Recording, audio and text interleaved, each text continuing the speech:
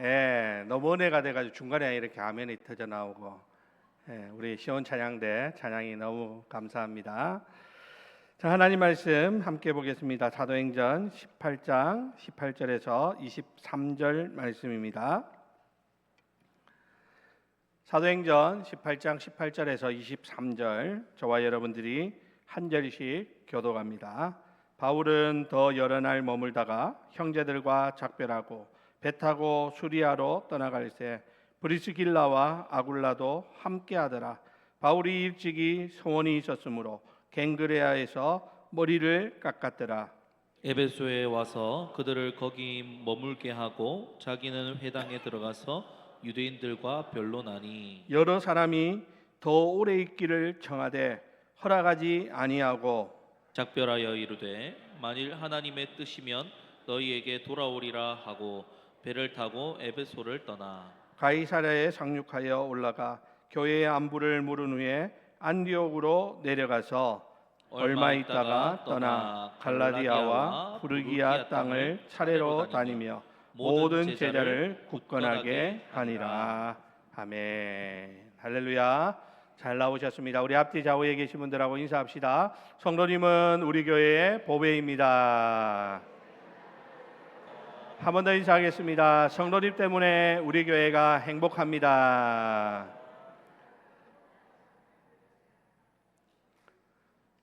자, 오늘은 하나님의 뜻 안에서 걷는 길이라는 제목으로 잠시 말씀을 나누겠습니다.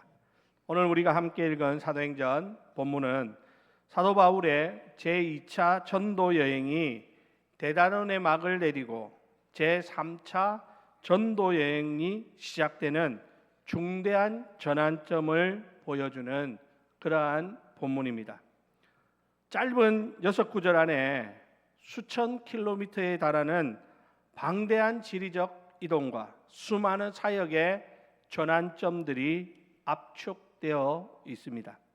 고린도에서의 뜨거웠던 1년 6개월간의 사역을 정리하고 갱그레아를 거쳐서 에베소로, 다시 가이사랴와 예루살렘을 지나서 선교의 파송 기지인 수리아 안디옥으로 돌아왔다가 얼마 쉬지 못하고 다시 갈라디아와 부르기아 땅으로 나아가는 사도 바울의 발걸음이 아주 역동적으로 그려져 있습니다. 인간적으로 보면 바울의 이 여정은 아주 숨가쁘고 피로한 그런 여정처럼 보일 수 있습니다. 그러나 이 지리적인 이동의 이면을 깊이 들여다보면 그동안 우리가 살펴본 말씀에 의하면 항상 사도 바울을 이끌고 가시는 그러한 분이 계셨는데 그분이 누구라는 겁니까? 하나님이셨다라는 사실과 그리고 그 하나님의 손길에 자신의 모든 삶을 의탁했던 참된 신앙인의 태도가 고스란히 녹아져 있는 것을 우리는 볼 수 있는 것입니다.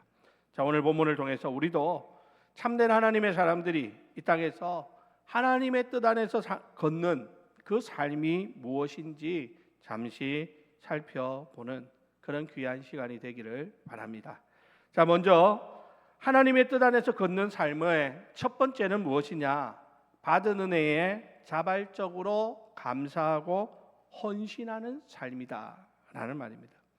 자, 오늘 본문 18절 말씀에 보면 저 끝에 바울이 일찍이 소원이 있었으므로 갱그레아에서 머리를 깎았더라 이렇게 성경은 기록하고 있습니다. 앞에서도 말씀드렸지만 고린도에서의 1년 6개월이라고 하는 유례 없이 긴 시간을 머문 바울은 이제 수리아를 향해서 배에 오르는 것입니다. 그런데 오늘 사도행전의 저자인 누가는 바울의 이 출발 장면에서 아주 특별한 사항을 우리가 생각할 때 이게 무슨 의미가 있을까 싶은 그러한 이야기를 지금 우리에게 말씀하고 있다는 것이죠. 그게 방금 제가 읽어드렸던 것처럼 갱그레아에서 바울이 머리를 깎았다라고 하는 사실입니다. 우리가 머리를 깎는 것은 별 대단한 일이 아니죠. 그런데 오늘 바울이 머리를 깎은 이 사건은 그냥 단순히 자기 용모를 단장하기 위해서 머리를 깎는 것과는 다른 아주 중요한 의미가 그 속에 담겨져 있다라는 것을 알아야 합니다. 구약의 민수기 6장에 보면 나신인의 서원 규례가 나오는데요. 이 나신인의 서원 규례라고 하는 것이 무엇이냐면 유대인들이 하나님께 특별한 은혜를 입었거나 환난 중에 구원을 경험했을 때 일정 기간 자신을 하나님 앞에 구별하여 하나님 앞에 드리는 그러한 규례가 바로 나실인의 서원 규례였다라는 것입니다. 이때의 사람들은요, 이 유대인들은 포도주를 멀리하고 머리를 자르지 않는 그러한 행동들을 함께 병행하게 됩니다.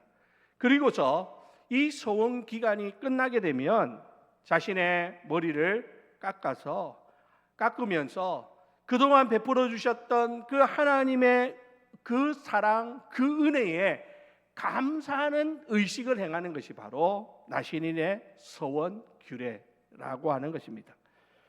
오늘 우리가 살펴보는 바울의 이 서원은 그러면 언제 했는가, 왜 했는가 하는 것은 오늘 본문이 우리에게 정확하게 알려주지 않아서 알 수 없지만 우리가 오늘 지금까지 있었던 사도 바울의 그 행적의 맥락을 살펴보면 어느 정도 유추할 수 있습니다.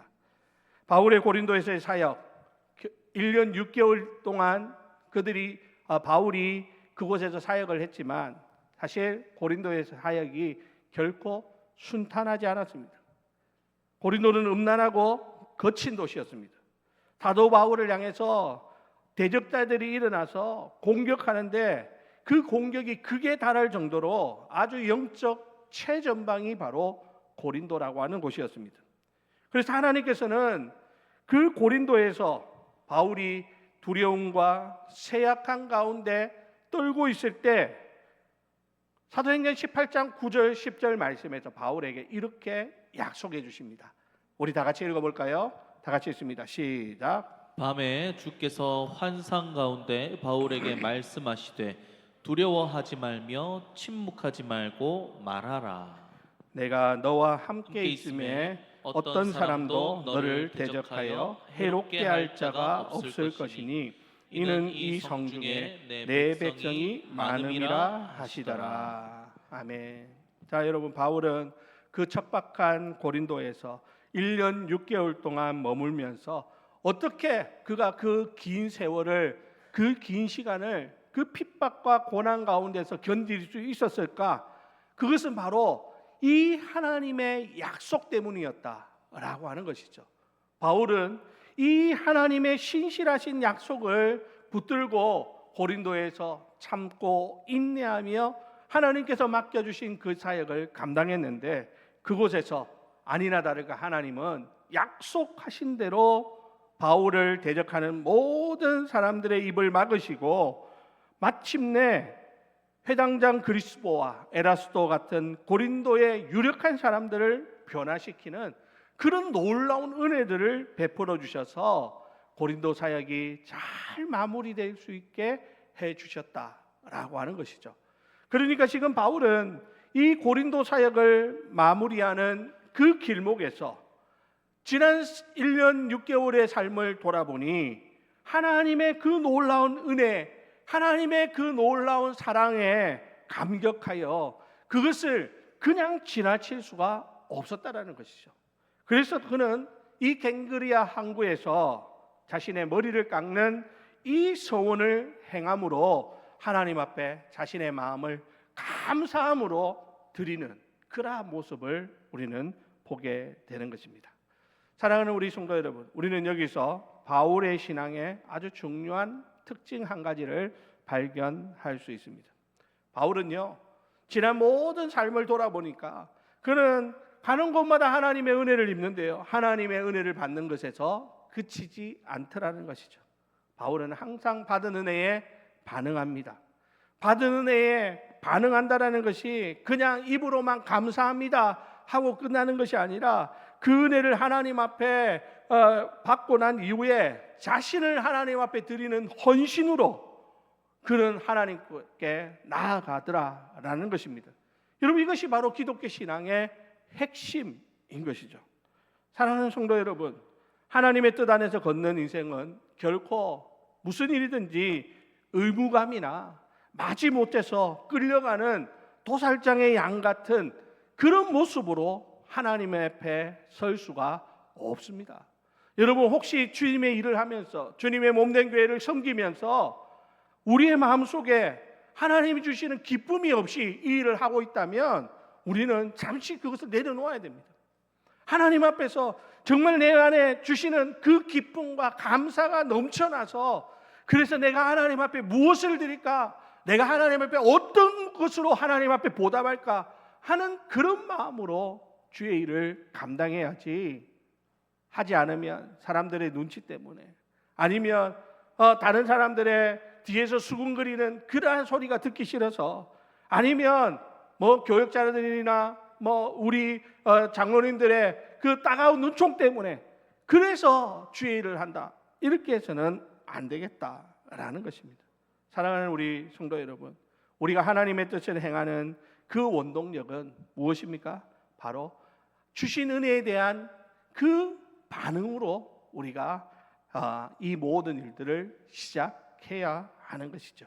나 같은 죄인 살려주신 하나님의 그 크신 은혜, 절망의 구덩이에서 나를 건져내신 그 놀라운 하나님의 은혜, 척박한 삶의 자리에서 신실하게 나의 피할 바위가 되어주셨던 그 하나님의 은혜를 기억할 때 우리는 자발적으로 오늘 바울처럼 머리를 깎아 주님 앞에 헌신하지는 않을지라도 우리가 하나님 앞에 더 기쁨으로 감사하고 하나님이 맡겨주신 그 일에 자원하는 마음으로 하나님 앞에 헌신하는 그러한 모습으로 살아야 되겠다라고 하는 사실입니다.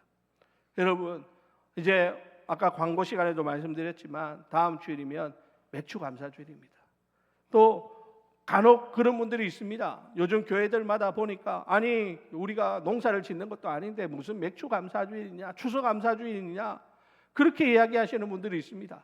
그러나 여러분, 이것이 이름은 맥주 감사 주일이고 추수 감사 주일이고 그러지만 여러분, 한 해의 반을 지나면서 지나온 날들을 돌아보면 그 모든 것이 뭡니까? 하나님의 은혜 아닙니까? 하나님의 사랑 아닙니까?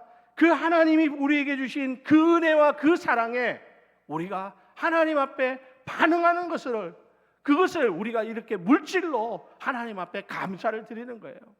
뭐 우리가 이것이 없어가지고 교회가 안 되고 또 뭐 이게 없어가지고 교회가 망하고 그래서 하나님 앞에 우리가 적선하듯이 하나님 앞에 헌금하는 것이 결코 아니라고 하는 겁니다.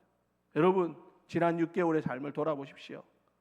우리가 살아온 것처럼 보이지만 그 모든 삶의 순간순간마다 보이지 않는 하나님의 손길이 있지 않았습니까? 우리를 붙드시고 우리가 넘어질 때마다 우리를 다시 일으켜 주셨던 그 능력의 손길, 그 사랑의 손길을 우리가 경험했기에 오늘 우리가 이 자리에 있을 수 있다라고 하는 사실입니다. 그러므로 사랑하는 우리 성도 여러분, 우리가 하나님 앞에 받은 은혜에 그냥 입술로만 감사합니다, 하나님 땡큐, 이것으로 때우지 말고 내 마음과 정성과 내 모든 것을 다하여 하나님 앞에 헌신의 자리로 나아갈 수 있는 사랑하는 우리 주례교회 모든 성도님들이 다 되실 수 있기를 바랍니다.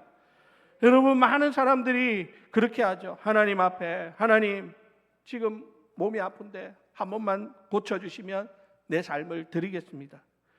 사업이 무너질 때 하나님 이번만 도와주시면 내가 하나님 앞에 온전히 헌신하겠습니다.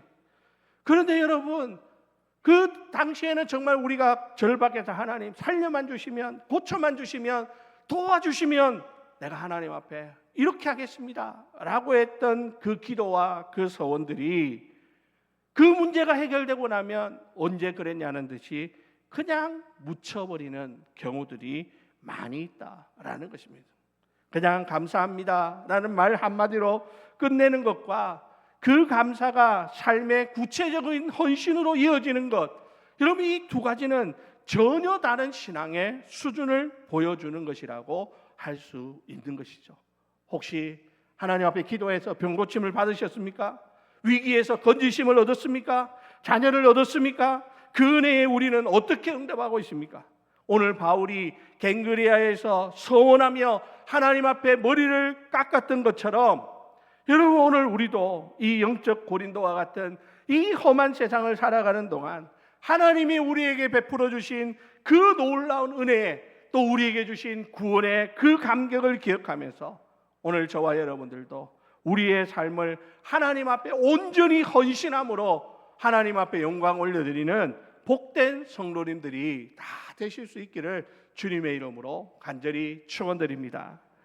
두 번째로 여러분, 하나님의 뜻 안에서 걷는 인생은 어떤 인생일까요? 자신의 계획보다 하나님의 뜻을 앞세우는 순종의 삶을 살아가는 인생이다라는 것입니다.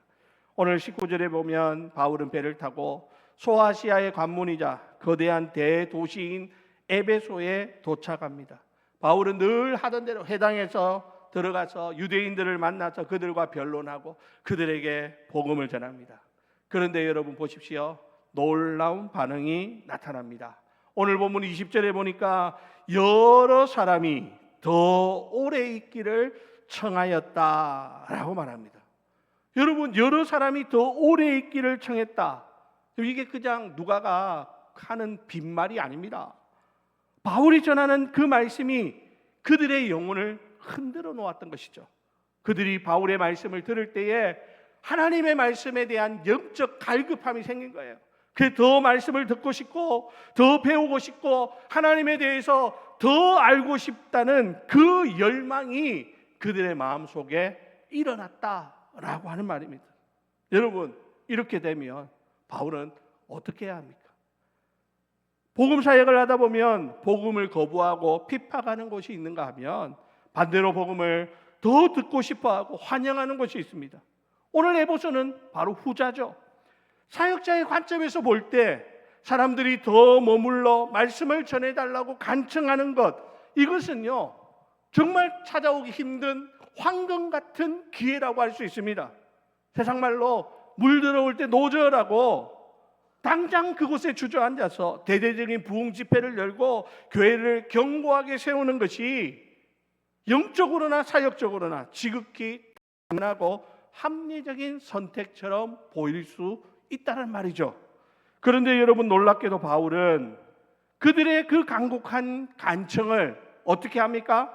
여러분, 아까 제가 읽어드렸던 20절 말씀에 보니까 여러 사람이 더 오래 있기를 청하되 어떻게 했다? 허락하지 아니했다라고 말씀한 것입니다. 바울은 그들의 그 간곡한 청을 허락하지 아니하고 단호하게 작별을 고합니다. 왜 그랬을까요? 바울이 앞에서 제가 설명드린 것처럼 사역자의 입장에서 보면 이렇게 훌륭하게 이 복음의 역사가 일어나고 있으면 지금이 기회라고 할 수 있는데, 근데 바울은 허락하지 아니했다라는 것입니다. 왜냐하면 바울은요 사람들의 환호나 눈앞의 성과보다 더 중요한 기준을 가지고 있었기 때문입니다.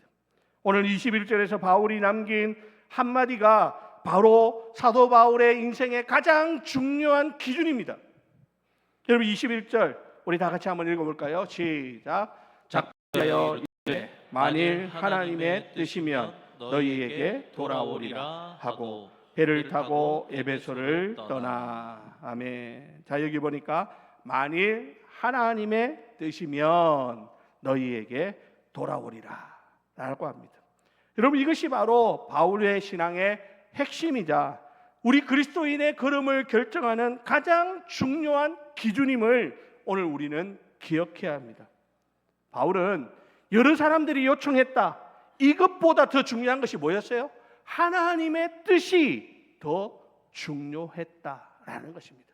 바울이 모든 일을 결정하는 기준은 무엇입니까? 얼마나 사람들이 내가 하는 이 일에 호응해 주는가, 반응하는가, 그래서 얼마나 많은 좋은 결과들을 맺게 되는가.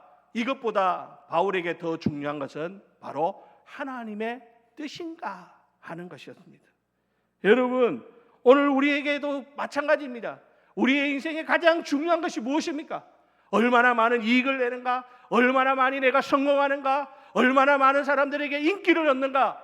여러분, 그것도 중요하지만 그것보다 더 중요한 것은 이것이 과연 하나님의 뜻인가 여러분, 이 질문을 날마다 던질 수 있어야 하는 것이죠. 바울은 사람들의 요청이 아니라 하나님의 뜻을 기준으로 결정합니다. 여러분, 여기서 바울이 하나님의 뜻이면 이라는 말은 무슨 말일까요? 쉽게 말하면 하나님이 원하시면 이라는 의미입니다. 하나님이 원하시면 내가 너희에게 다시 돌아올 수 있을 것이다. 바울은요, 이 에베소가 얼마나 중요한 선교 거점인지를 잘 알고 있습니다. 하지만 그는 그 기회를 자신의 계획과 열정으로 붙들지 않더라는 것이죠. 오직 뭐예요? 하나님의 뜻이라면 이라고 하는 이 믿음의 기준 위에 자신의 모든 계획과 자신의 의지를 내려놓는 아름다운 모습을 우리에게 보여주고 있는 것입니다. 사랑하는 우리 주례교회 성도 여러분, 오늘 우리도 우리의 모든 계획, 우리가 세운 앞으로 세워놓은 모든 좋은 일들이 아무리 훌륭하고 아무리 완벽하다 할지라도 그것보다 하나님의 뜻을 앞세우는 그런 믿음이 오늘 저와 여러분들에게 있기를 주님의 이름으로 부탁을 드립니다. 하나님의 뜻보다 내 계획, 내가 세운 목표, 이것이 앞서서는 안 되는 것입니다. 그러면 반드시 실패합니다. 자, 그러면 여러분, 하나님의 뜻이면 이라는 이 고백은 그러면 바울이 자신이 세운 모든 계획을 포기한다는 말일까요? 그렇지 않습니다. 바울은 분명히 에베소를 다시 방문할 것이라는 구체적인 계획을 가지고 있었습니다. 바울은 지금 에베소를 떠나지만 만약 하나님께서 허락하시고 다시 주권적으로 길을 열어주신다면 반드시 내가 돌아올 것을 믿으면서 에베소 사역의 씨앗을 자기와 함께 동력했던 브리스길라와 아굴라 부부에게 맡기고 미련 없이 배에 올라탔다라고 하는 것입니다. 그리고 실제로 하나님께서는 훗날 제3차 전도 여행 때에 바울을 다시 에베소로 부르십니다. 그리고 그곳에서 3년 동안 두란노 소원을 중심으로 소아시아 전체를 뒤흔드는 놀라운 부흥의 역사를 보게 하셨다라고 하는 사실입니다. 사랑하는 우리 성도 여러분, 오늘 우리는 어떻습니까? 하나님의 뜻, 하나님의 계획, 이것이 내 삶에 얼마나 중요한 위치를 차지하고 있습니까? 내가 세운 계획, 내가 옳다고 생각하는 비전, 내가 정해놓은 시간표, 거기에 하나님이 맞춰달라고 때를 쓰기보다 정말 오늘 우리도 바울처럼 하나님의 뜻에 우리가 모든 것을 맞추고 거기에 우리가 해왔던 모든 것을 하나님이 원하신다면 다 내려놓을 수 있는 그런 믿음의 용기와 결단이 오늘 저와 여러분들에게 있게 되기를 주님의 이름으로 축원합니다. 여러분, 하나님의 뜻에 맡긴다라는 말은요, 무기력하게 모든 것을 포기한다라는 말이 결코 아닙니다. 이것은 어쩌면 하나님의 뜻에 맡긴다라는 말은 나는 이제 최선을 다해서 준비하고 계획하고 그러나 내 계획이 이루어지지 않을 때에도 하나님의 더 좋은 뜻이 있음을 믿습니다라는 그런 믿음의 고백인 것이죠. 여러분, 이것이 바로 하나님이 우리에게 원하시는 믿음의 삶이라고 하는 것입니다. 여러분, 잠언 16장 9절 분명히 우리에게 뭐라고 말합니까? 사람이 마음으로 자기의 길을 계획할지라도 그의 걸음을 인도하시는 이는 누구다? 여호와시다. 믿습니까? 여러분, 우리는 마음껏 계획해야 합니다. 그러나 그 계획의 결과는 내가 갖고 있는 것이 아닙니다. 누구에게 있습니까? 하나님의 손에 있음을 기억하시기 바랍니다. 그래서 존 파이버 목사님은 하나님의 주권을 믿는 사람은 두 가지를 동시에 할 수 있다라고 말합니다. 하나는 열정적으로 계획하는 것이고 또 하나는 평온하게 내려놓는 것이다 라고 했습니다. 사랑하는 우리 성도 여러분, 오늘 우리가 하나님의 주권을 믿는다면 우리도 우리의 인생을 열심히 잘 준비하고 계획해야 합니다. 하지만 여러분, 그것을 내가 끝까지 붙드는 것이 아니라 하나님의 뜻 안에 평안하게 내려놓을 수 있는 것, 그것이 하나님을 믿는 믿음의 사람들의 참된 모습이라고 하는 것입니다.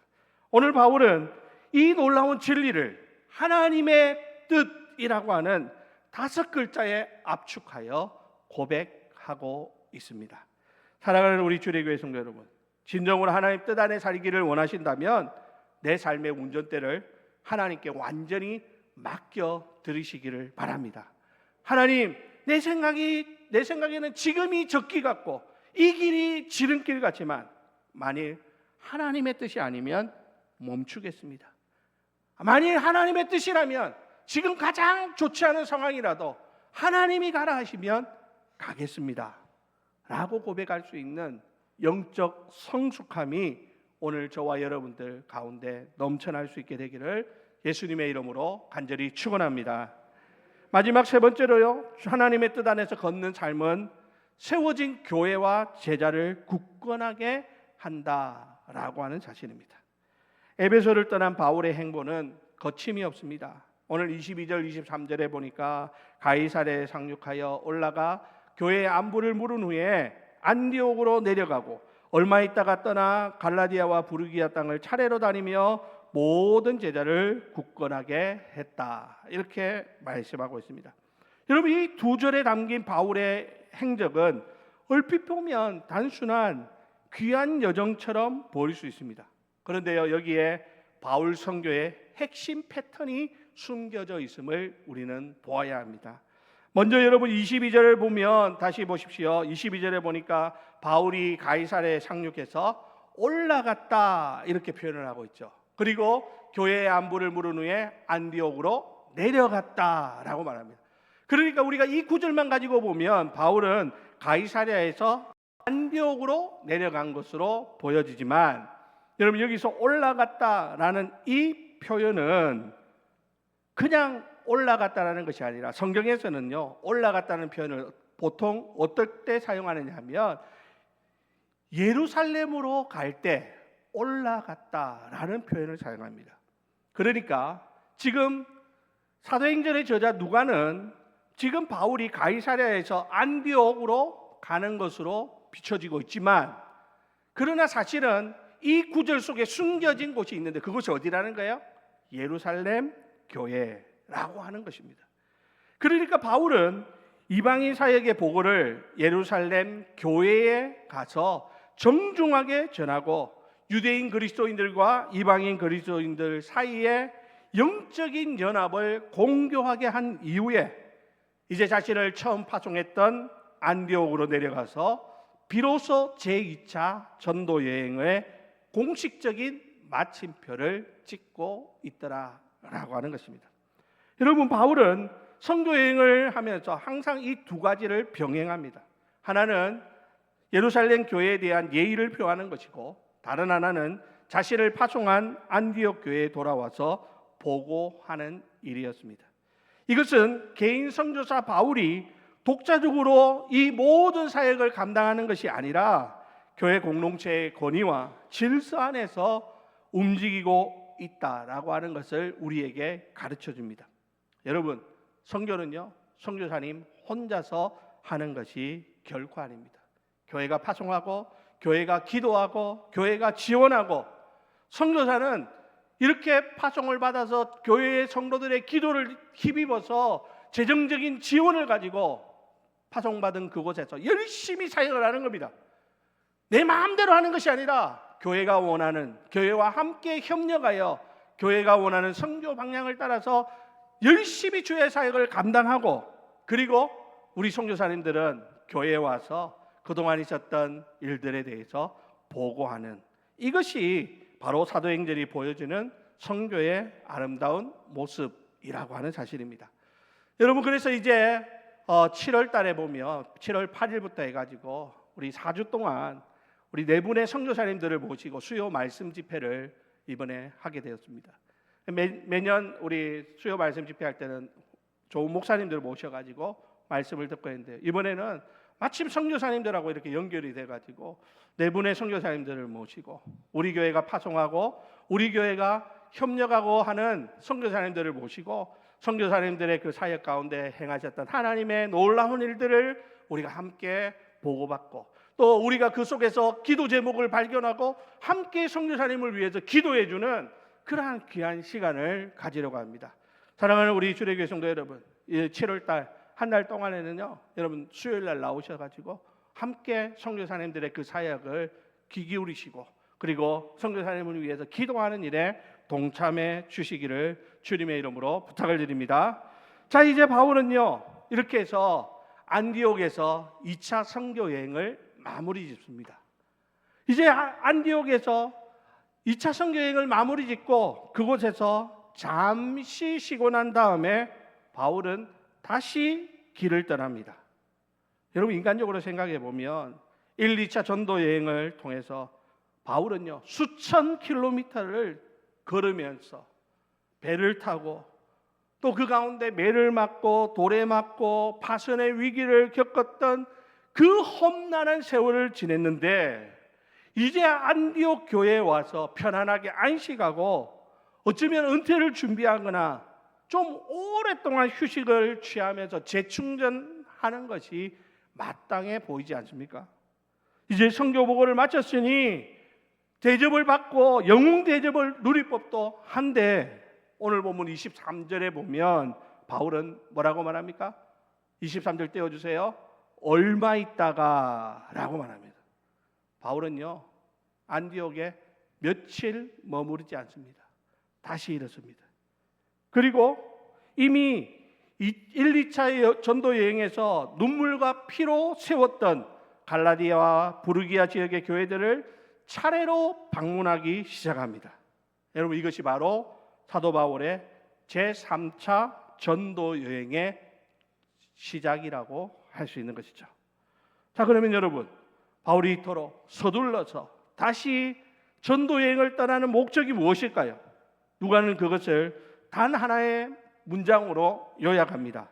아까 방금 23절 말씀 띄워주실래요? 자, 여기 보니까 뭐라고 말합니까? 모든 제자를 굳건하게 하니라 라고 하는 것입니다. 바울이 이렇게 서둘러 길을 떠나는 이유가 무엇입니까? 그동안 바울이 전도하고 복음을 전하고 그래서 세워놓았던 교회와 성도들을 믿음으로 굳게 세우기 위해서 바울은 다시 일어서서 이 험난한 전도 여행을 시작하더라라고 하는 것입니다. 여러분, 바울은 단 한 번의 이벤트성 방문이나 이례적인 영적 체험을 주는 것으로 만족하지 않았습니다. 그는 이미 예수를 믿기로 결단한 제자들이 세상의 유혹이나 거짓 교사의 유혹 속에서 흔들리지 않도록 계속해서 지속적으로 제자들을 돌보고 양육하고 그들을 믿음의 기초 위에 세우기 위해서 자신의 남은 에너지를 전부 쏟아붓는 그러한 모습을 보여주고 있는 것입니다. 사랑하는 우리 성도 여러분, 우리는 여기서 하나님의 뜻 아래서 걷는 그 인생의 본질이 무엇인지를 깨닫게 됩니다. 우리가 하나님 앞에서 참된 사역과 참된 신앙은 나를 과시하거나 내가 영웅이 되는 것이 결코 아닙니다. 내가 얼마나 많은 교회를 세웠는가, 내가 얼마나 많은 성취를 이루었는가, 내가 얼마나 많은 영혼들을 전도했는가, 그 사역의 숫자에 마음을 빼앗기는 것이 아니라 하나님이 나를 통해 보내주신 그 한 영혼, 그 한 영혼이 그리스도 안에서 굳건하게 자라가고 있는가에, 여기에 우리의 온 마음을 쏟는 것, 이것이 하나님이 우리에게 원하시는 모습이라고 하는 겁니다. 여러분, 우리 6월 14일 행복 나눔 축제를 통해서 70여 명의 VIP들을 교회로 초청했습니다. 너무 귀한 일이에요. 너무 훌륭한 일입니다. 또 우리 하반기에 사랑방 전도 축제를 통해서 더 많은 영혼들 우리 교회에 와서 복음 듣게 하겠죠. 귀한 일입니다. 계속해서 교회는 그런 일들을 감당해야 합니다. 하지만 여러분, 그것만 생각할 것이 아니라는 거예요. 여러분, 그동안 우리 교회에 왔던 새 가족들 여러분 기억나십니까? 얼마나 많은 분들이 교회에 등록하고 신앙생활을 해보겠다고 어려운 첫걸음을 내디뎠던 많은 성도들이 있었습니다. 그런데 여러분, 우리는 전도하는 일에는 바쁘고 거기에는 열정을 내는데, 이미 교회에 와서 신앙생활을 하려고 하는 사람들에 대해서는 때로는 무관심하고 때로는 외면할 때가 없지 않더라는 것입니다. 사랑하는 성도 여러분, 전도하는 거 귀합니다. 제가 하지 말자는 이야기 절대 아닙니다. 더 열심히 해야 됩니다. 뿐만 아니라 그와 병행해서 이미 우리 교회 안에 들어온 영혼들이 믿음의 뿌리를 내릴 수 있도록 하는 이 일에도 우리는 더 많은 관심과 애정과 열정을 쏟아야 된다는 것이에요. 여러분, 제가 출애교회 와가지고 지금 10년째 사역하고 있는데요, 그동안 우리 교회 등록한 사람들이 얼마나 많은 줄 압니까? 수많은 사람들이 교회에 와가지고 신앙생활을 해보겠다고 했는데, 근데 그분들이 어디에 갔을까요? 물론 뿌리를 잘 내리고 믿음생활 잘 하시는 분들도 있지만, 그런 분들보다 한 번 왔다가 두 번 왔다가 몇 번 오다가 그냥 흐지부지 사라져버린 그런 분들도 많이 있더라는 것입니다. 왜 그들이 교회에 와서 적응을 못했을까? 제가 이 말씀을 준비하면서 마음에 양심의 가책이 느껴지더라고요. 내가 좀 더 돌봐야 되는 거 아니었나? 내가 좀 더 관심을 더 기도해야 되는데, 우리 성도들도 마찬가지예요. 목사와 우리 전도사님과 우리 교육자들만 해야 될 일입니까? 여러분, 많은 분들이 교회 와가지고요, 목사한테 시험 들고 가는 사람도 있는지 모르겠지만 성도들 때문에 시험 받고 가는 사람이 더 많습니다.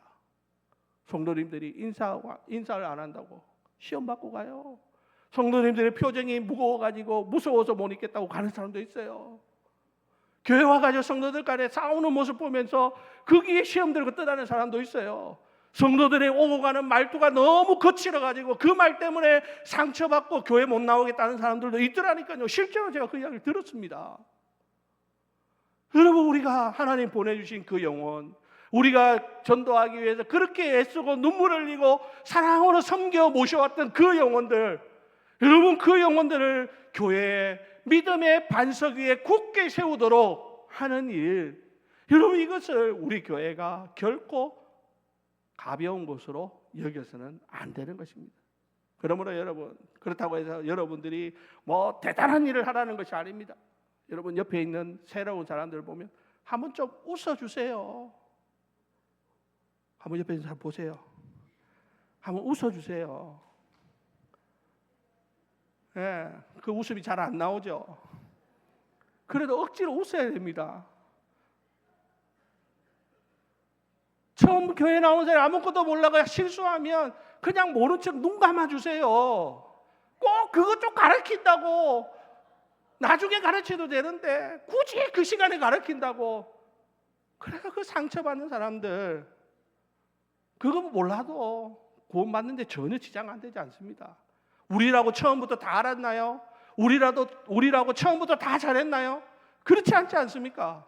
우리도 잘 못하고 우리도 연약했는데 신앙생활 오래 하다 보니 그거 아닌가 보다, 이건 해야 되는가 보다, 그래서 알고 배우고 하면서 믿음이 이만큼 자란 거 아닙니까?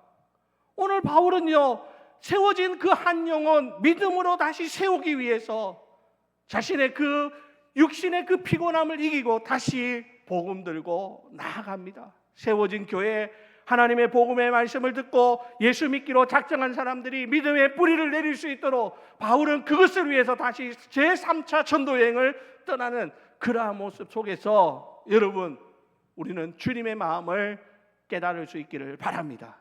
우리 주님이 그래요. 한 영혼, 그 한 영혼을 소중하게 여깁니다. 여러분, 우리 사랑방 안에 명단에 들어와 있는데 나오지 않는 사람들, 아이고 목사님 이 사람 원래 안 나와요, 그러지 말고 생자 모르는 사람에게 가가지고도 전도하는데 자기 발로 와가지고 교회 나오겠다 한 사람 교회 안 나온다고 외면하지 말고 그분에게 전화 한 통 하세요. 문자 하나 보내세요. 선물 들고 한번 찾아가 보세요. 그들을 위해서 사랑방에서 함께 기도해 주세요. 그렇게 해서 한 영혼이 다시 하나님 앞에 세워질 수 있다면 하나님이 얼마나 기뻐하시겠느냐는 거예요. 그게 하나님이 우리에게 원하시는 그러한 삶의 모습이라고 하는 사실입니다. 이제 말씀을 마치겠습니다. 오늘 우리는 사도 바울의 그 전도 여행의 대장정을 함께 살펴보면서 하나님의 뜻 안에서 건든 인생이 어떤 모습인지를 살펴보았습니다. 그것은 지나온 삶에 베푸신 하나님의 신실한 은혜를 잊지 않고 자발적으로 감사하고 헌신하는 삶이라고 했습니다. 내 인간적인 계획과 세상적인 타이밍이 아무리 완벽해 보일지라도 만일 하나님의 뜻이면이라는 절대 주권 앞에 내 생각을 내려놓고 멈출 줄 아는 순종의 삶이라고 했습니다. 그리고 세워진 교회와 영혼들을 그리스도 안에서 견고하게 세우기 위해서 다시 무릎으로 나아가는 삶입니다. 사랑하는 우리 주례교회 성도 여러분, 오늘 저와 여러분들도 지나온 모든 삶에 베푸신 하나님 은혜를 생각하면서 감사하고 하나님 앞에 하신 약속들이 있다면 외면하지 말고 헌신하시기 바랍니다. 또 내 생각, 내 계획 다 내려놓고 하나님의 뜻에 모든 것을 맞추는 믿음의 삶이 되기를 바랍니다. 그리고 하나님께서 우리에게 보내주신 그 귀한 한 영혼들을 소중히 여기고 그리스도의 사랑으로 잘 돌보고 그들을 믿음의 일꾼으로 세우는 일에 힘쓰시기를 바랍니다. 그리하여 우리의 평생의 여정이 끝나는 날 우리도 바울처럼 나는 선한 싸움을 싸우고 나의 달려갈 길을 마치고 믿음을 지켰노라 라고 자신 있게 고백하며 하나님의 선하시고 온전하신 뜻 안에서 마침내 승리하는 거룩한 믿음의 주인공들이 다 되시기를 예수님의 이름으로 간절히 축원드립니다. 우리 함께 찬양하겠습니다. 주님 다시 오실 때